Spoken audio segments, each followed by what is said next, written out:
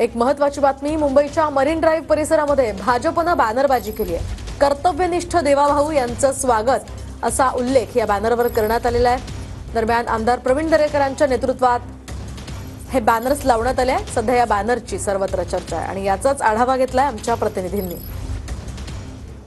मुंबईच्या marine drive परिसरात भाजपकडनं करण्यात आलेल्या बॅनरबाजीची मोठ्या प्रमाणात चर्चा सुरू आहे।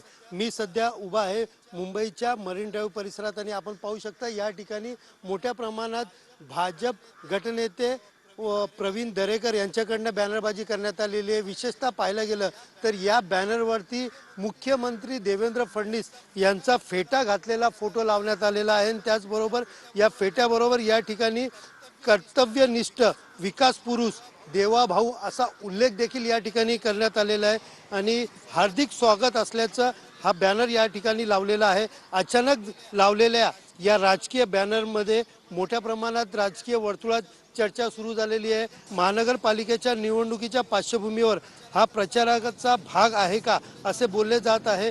कॅमेरा पर्सन नागनाथसह सुनील जाधव, TV9 मराठी, मुंबई।